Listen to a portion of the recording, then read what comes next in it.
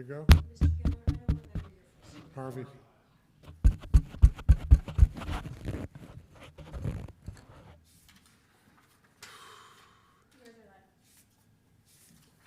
We ready? When? Okay. It's not on. My mic is on? If you say so. Okay. Welcome, everybody, to the Rye Town Park Commission meeting of May 17th, 2022. Please rise and join me for the Pledge of Allegiance. I pledge allegiance to the flag of the United States of America and to the republic for which it stands, one nation, under God, indivisible, with liberty and justice for all. Please remain standing for a moment of silence in memory of those innocent people who were killed in Buffalo, New York the other day. Thank you. Thank you.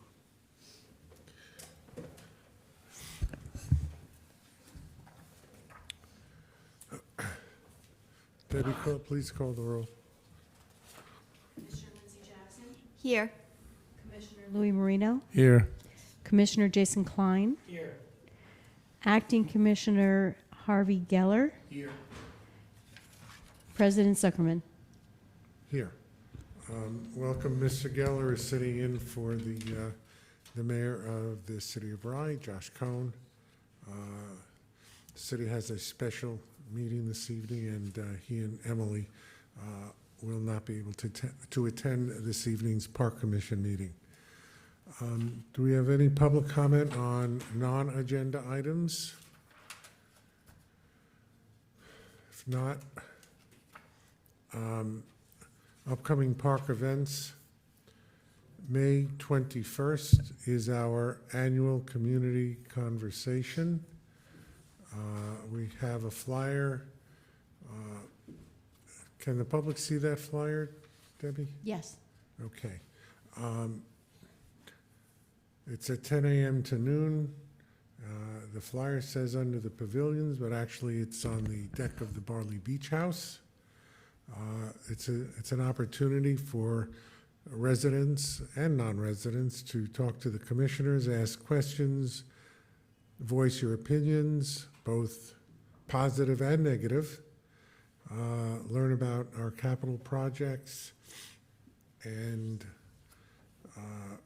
can receive an update from the Barley Beach House. We also have on June 4th at Saturday at 9:30 a.m. our annual Pride celebration. Do we have somebody here who wants to talk about it? You do. Amanda, please come in. Please introduce yourself. Hi, everyone. I'm Amanda Timchak. I am one of the co-founders of Pride Community Group. We are thankful to be collaborating again this year on your Pride celebration at Rye Town Park. I think it was a great success last year, as was the hosting of the youth community mural that you hosted both at Rye Town Park and Crawford Park last summer. And so we're excited to come back and combine those two events into one event this year. The Pride flag raising with the speeches and ceremony at the flagpole will happen very similarly to what we did last year, but different than last year. We unveiled the community mural separate in its own celebration, but we thought it would be really nice to combine those two, and it's kind of a natural coupling. The kids have been painting in the art studio over the weekend and yesterday. The mural looks amazing. I think that I've been blown away by their ideas, their creativity. So I think it'll be a really exciting Pride celebration. So thank you for your support. Well, we look forward to it. I thought the mural last year was really terrific. I can't wait to see what the It's kids are hard to doing top, this year. yes, but it's I don't want them to compete, but this one is equally wonderful. So thank Great. you. All right, terrific. You have Thank you. a big event tomorrow, right? And I should mention tomorrow on the Village Green in Rye at 7 p.m. we're hosting a community conversation called The Power of Community, Strengthening Support for LGBTQ+ People. It's sponsored by a lot of local organizations. We'll have a cross-generational talk about how to be as supportive of a community to all around us. And we'll also be doing a little bit of a pride celebration with music and rainbows and crafts. So it'll be both fun and a lot of information. So we hope to see some of you there. Thank you, Amanda. Thank you. Thank you. Thank you for coming tonight. Appreciate it. First resolution on tonight is a resolution to authorize the retention of MTS to regrade the beach at the park for the 2022 season for a fee of $29,000. This is something that we have to do virtually every year. MTS was the low bidder. It involves a complete regrading of the beach from the seawall in the south all the way up to the playland line on the beach. And they did a very good job the last couple of years. Unfortunately, the price is a little bit higher this year, $29,000. We all know that inflation takes a toll, and this is no exception. So, any questions? If not, Yes, just on the question. Sure. You have 3 bid-outs, correct? yeah. Thank you. There's no change from what we discussed via email prior to the meeting. No change. Just Lindsay, as do you the- have 2 microphones? I think you should pick one. It's hard, I don't want to leave any microphone out. Do that. May I have a motion in a second, please? So moved. Second. Please call the roll.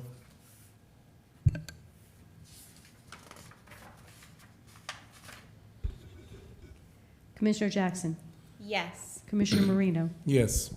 Commissioner Klein, Yes. Acting Commissioner Geller, Yes. President Zuckerman. Yes, thank you. Next resolution is to renew the contract of Millennium Strategies to provide grant research and writing. Millennium provides that service for both the town of Rye and the Rye Town Park. And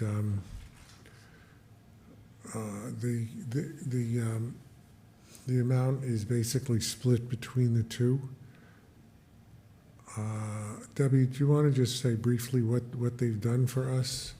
Because they've done a lot. In the past year alone, Millennium wrote 12 grant applications, of which 8 requests are still outstanding.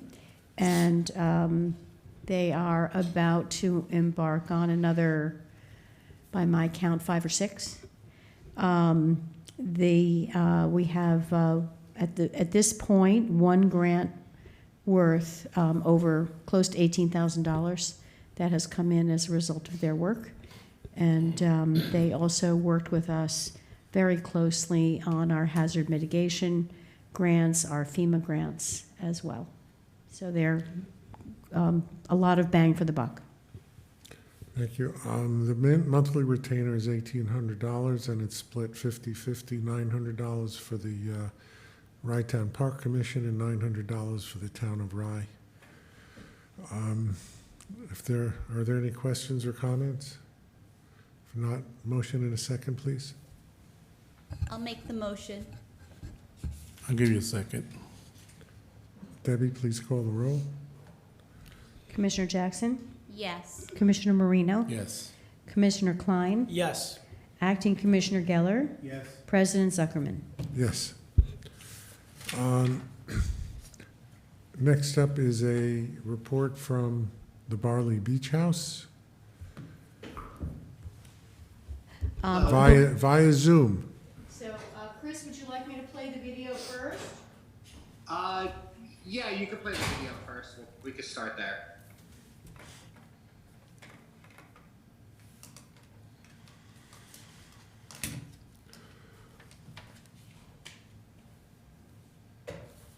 Let's see if I can do it.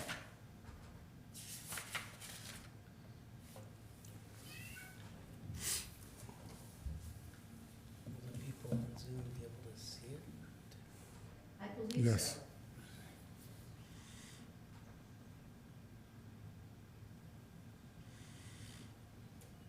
We're looking into changing this around.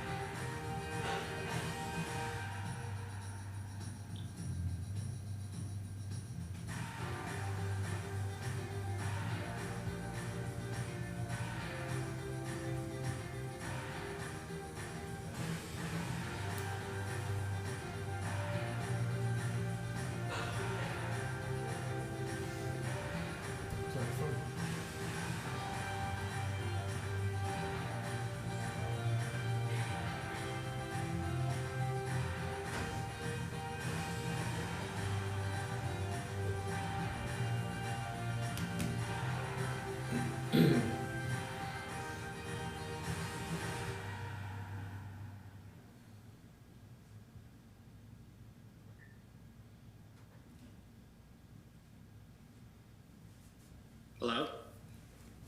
Looks like we saw a party. Yeah. Yeah, it was a great event, actually. I'm very, very pleased the way it went down. For our first event that large in the park, we sold 1,100 tickets for that event. We had about 20 vendors for the event. So all in with the vendors. Chris, can you put your screen on? Your video? I'm sorry. on? I'm sorry. Can you put your video on? I can, but I've been getting ready for a catering event tomorrow, and I don't know if you really want to see me right now. I'll get into that a little bit later, but Okay.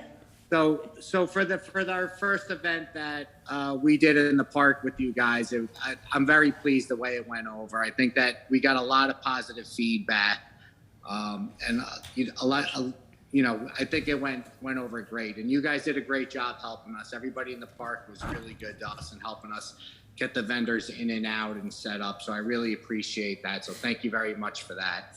We sold about 1,100. We sold 1,100 tickets for the event. We had about 20 different vendors there, between art vendors, candle vendors, dessert vendors. We had a good mix of vendors at the event. Everybody had a great time. A lot of positive feedback. We had no issues, no problems. So really excited to see that we were able to start pulling stuff off like this. I think it's going to be great for us and great for the community, and really start to get us on the map as far as, an event venue where we could really start hitting it home and driving business and, start doing more and more every year. So I feel really, really good about what we did for that event.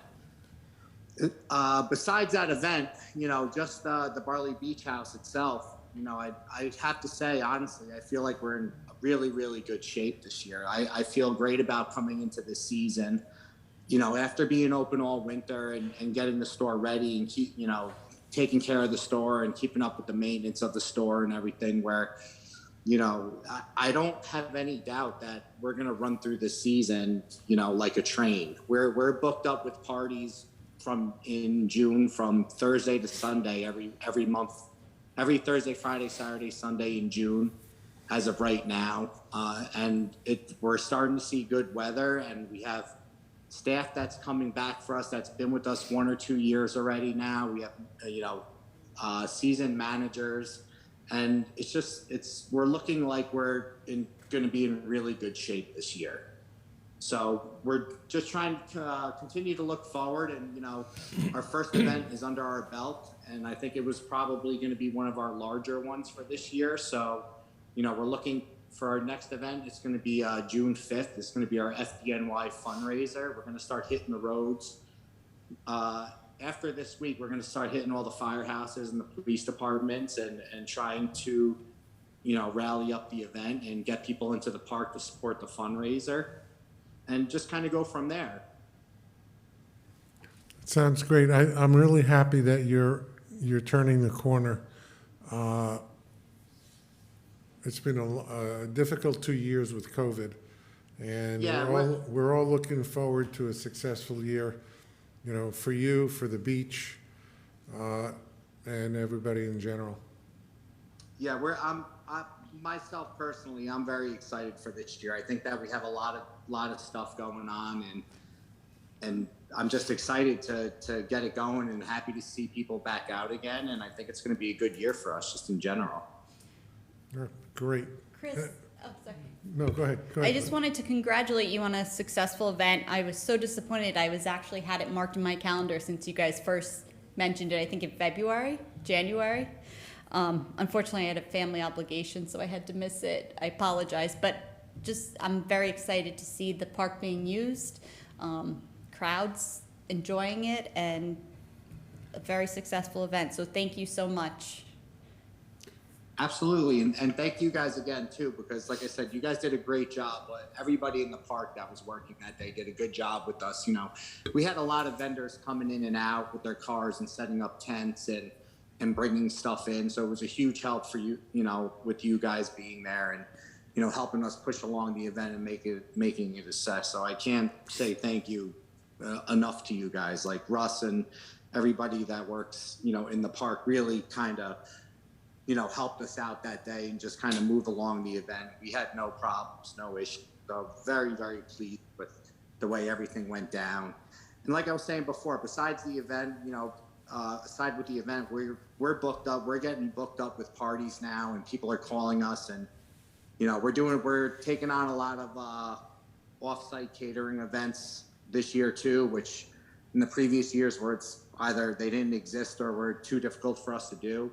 So this week alone, we have 3 events that are off-site catering where we're doing pizza ovens and grilling. And we bought tents now for these events where we could pop them up for parties and everything. So we're really opening up new doors for ourselves over there where we feel like we could bring new revenue in and kind of have, almost new success in different areas of utilizing the park.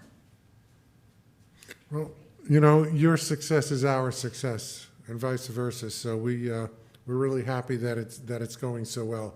Of course, it's not even Memorial Day yet, so we'll just hold on to that thought. Well, the good thing is that it's not Memorial Day yet, and we're feeling this way, and we're able to start making some numbers and seeing people come to the restaurant and letting people know early that we're open. With our first Easter event that we did this year, it was an early event, and with the inside of the store, we don't have a lot of seating and stuff, so it's hard to book reservations and stuff. Like it's such a great venue where we can book hundreds and hundreds of people, but everything being so weather dependent really limits us. So with Easter, we did our Easter egg hunt in the park, and I thought it was great. We had all the families there, tons of kids there. We did breakfast with the Easter Bunny and family photos. So it was an early start to our season. We were actually able to get out there and say, hey, we're here, we're open. So, we hit the season early and hopefully we run through it, and we could run it all winter, hopefully. Well, we're looking forward to it. Thank you, Chris. Very, very much appreciated. Thank you, guys. I also want to lend my thank you to that as well for hosting our community conversation. I understand we're going to be your guests on your terrace this coming Saturday morning. Yep. Absolutely. We hope the terrace can hold everybody. It'll be ready for you guys when you get there. All right. That's great. Thank you. Thank you. Nope. Thank you, guys. You're welcome.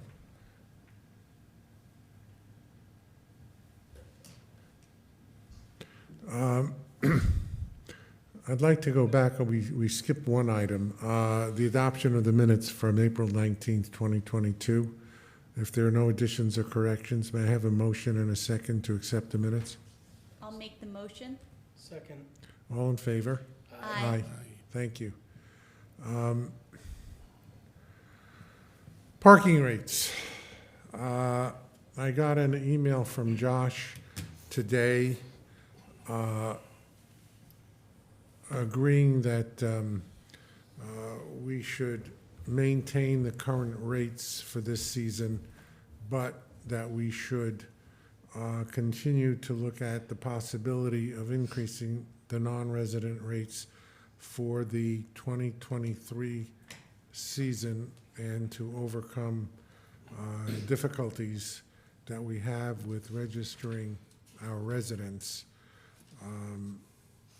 One of the problems with separating the resident and non-resident rates is that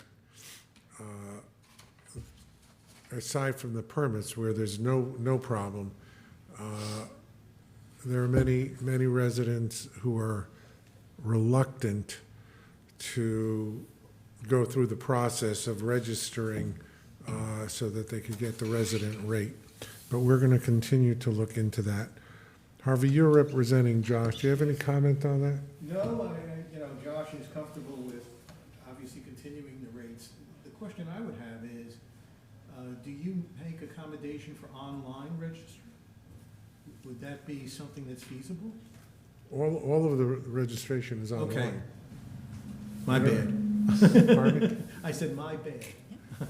No, that's all right. It's the problem with the registering. You have to be a resident. There are a couple of issues. Number one, you have to have a car that's registered in the city or the town, and you have to show proof, and you have to show proof of residence. That's for parking, and what else do we need besides the car? There's something else. I know for open water swim, I believe you also need a utility bill for the resident rate. To establish residency, and by the way, I think our park director, Russell Gold, is on the Zoom, but 2 forms of ID. So if you're gonna register a car as a resident, your registration has to match your address. Right. Oh, thank you.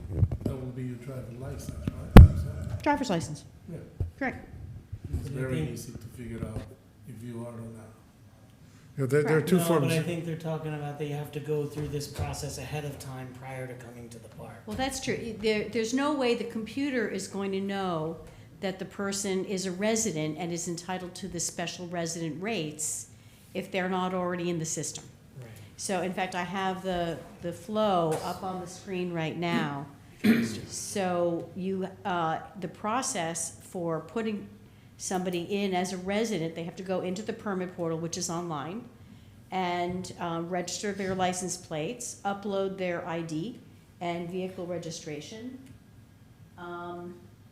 And then the application is processed in the back office. A human being looks to see if it matches and then approves it, and then the resident would get, if there were a special resident rate, and there are for the beach, for example, they would get that rate.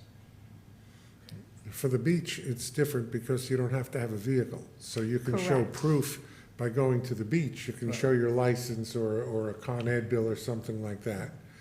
But you need to get in the portal, you need to have 2 forms of ID showing, A, that you're a resident, B, that for the car, that the car is registered to your address in the city or the town.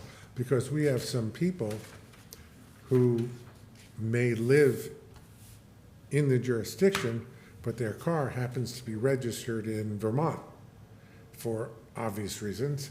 And so they would not be entitled to the resident rate. So, it's a process. We find that residents who want want the resident rate for permits go through the process. But obviously, people who come to the park less frequently might not wish to take advantage of that whole process if they're going to come to the park 3 or 4 times a year. Mm-hmm. And one of the problems that we have also is some members of the community who may not be able to afford a permit, but want to come to the beach, they may not want to go through the process of letting the so-called government know, who they are, where they are, et cetera, for again, obvious reasons. So all of those considerations are taken into effect. And yes, you can register in person, but you have to go through the same process of showing the ID. So it is actually fairly easy to register online. And that's been in effect for the last couple of years. And this year, we've reintroduced our parking app, Pay to Park. That will hopefully make it much easier for everyone. They don't have to walk up to a kiosk. So hopefully that will work well. Can I have some comments, if you don't mind, in regards to the parking meter? Sure. Thank you. Yes, I was not in favor anyway of the parking increase. As my last time I was here, I pressed my points. It was one of those, because I think all the villages, towns, cities, and the residents, we saw for a couple of years of COVID, and we just coming out of business, and I don't think it was right just to do it at least this year, and I appreciate it for everyone to understand that. We can follow up, have a discussion for the next year. I agree 100%. But I think for this time, people, that needs to come out of the hole, and it's tough. It's been 2 years. A lot of people didn't work. A lot of, what we went through. So I appreciate it for that, and thank you, everyone. Thanks, Lou. Something we could consider for next year. We had a chart made up. Debbie, can you put the chart up? Which chart was that? The scatter chart. Yeah, that one, which I think was really nicely done by our staff. And it shows the different weekday rates, weekend rates, holiday rates. One thing that we might want to consider is talking to the people in Playland and making our rates the same as their rates, or their rates the same as our rates.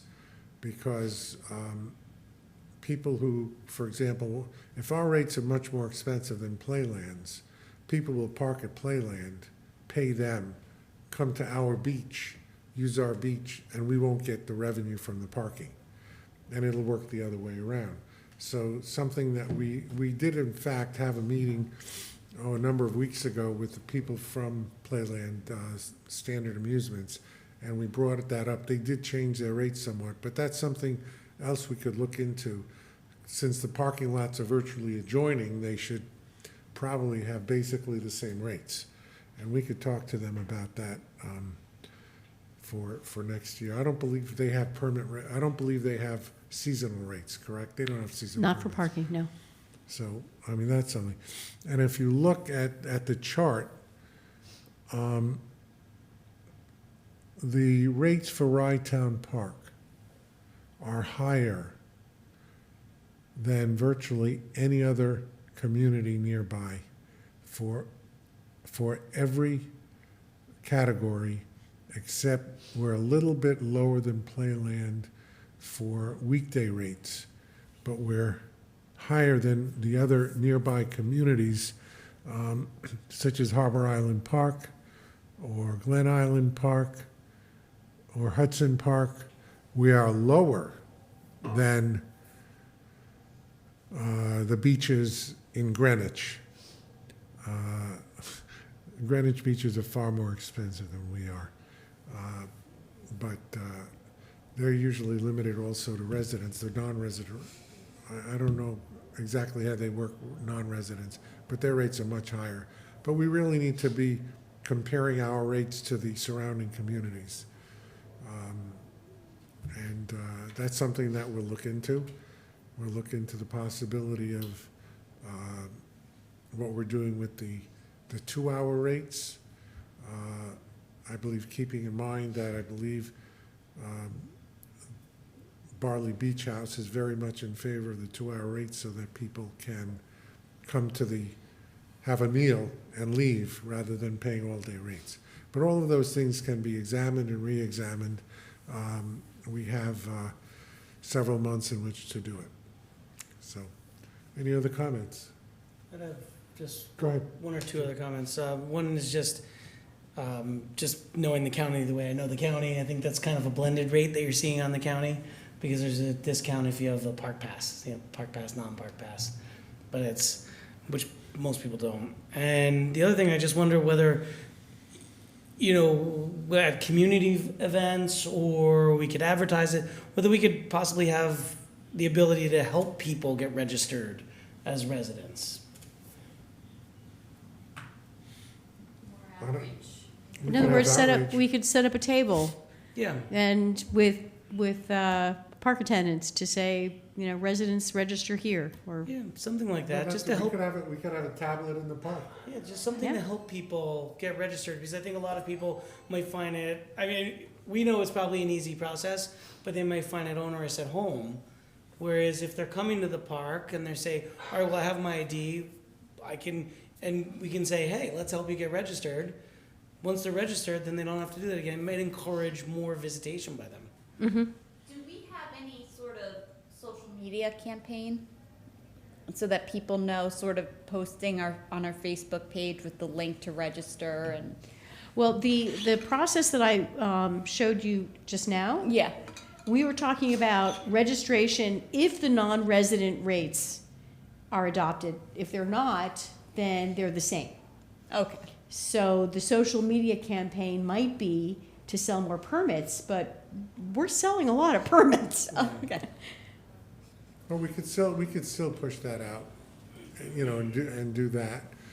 Anything that makes it easier for the park goers to register would be good. And I think it's good for us to know who's coming to the park, to have, I'm not sure if everybody wants us to know, but the fact is, if we know where people are coming from, then we can adjust our services, in that regard. I think it's helpful to have that kind of data. It also helps when we apply for grants. We just approved our grant writing, and some of the qualifications are, for example, how many people are low mod, how many people are elderly. Okay, I've already asked the staff to see how, when we sell a senior permit, how old are our seniors that come? I'm a senior, but my age is a certain thing. How many people over 80 come to the beach? How many people 65 come to the beach? It helps us to know those facts, to adjust whatever programs that we're going to do. So, I think we may be bumping up against the limits of the technology we currently have in place. And it's clear, if we want to simplify this process, like the process we've just discussed, we may be looking for new software to see what's out there, if there are upgrades that we can that's a transition to. possibility. Now that we've finally got this under control. Well, Is the current software, do we have a contract for the current software? Yeah. And when Well, does that expire? the software we currently have was developed for us, custom, by ITS, which is a parking solutions provider.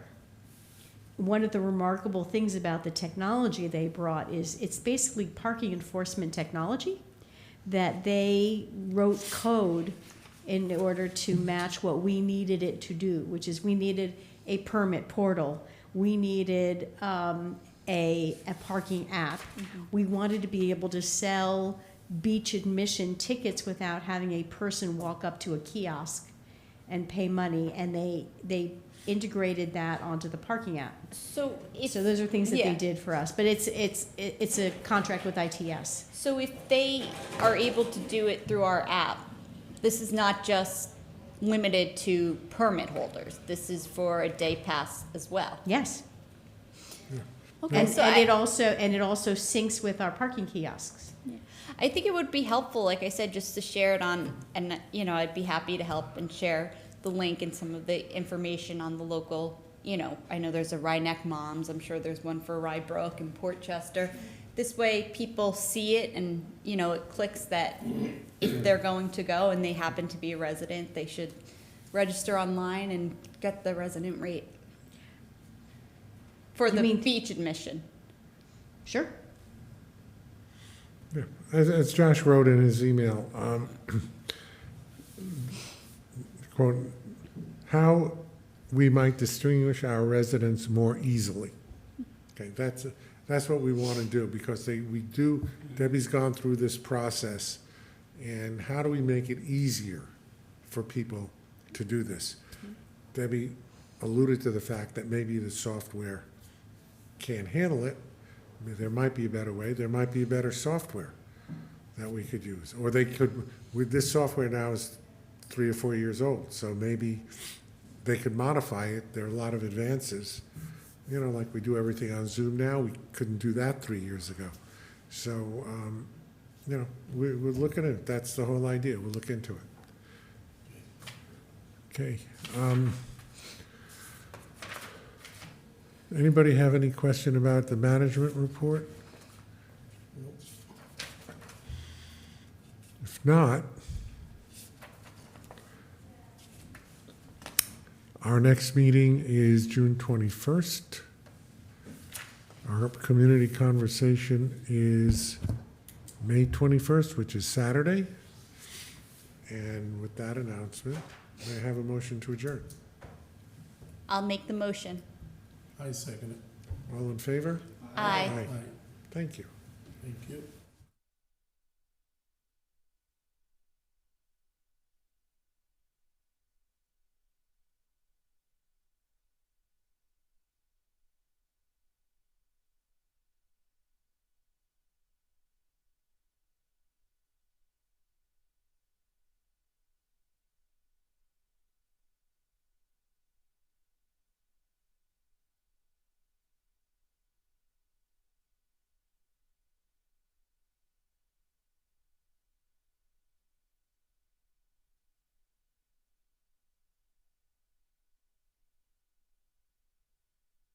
Record.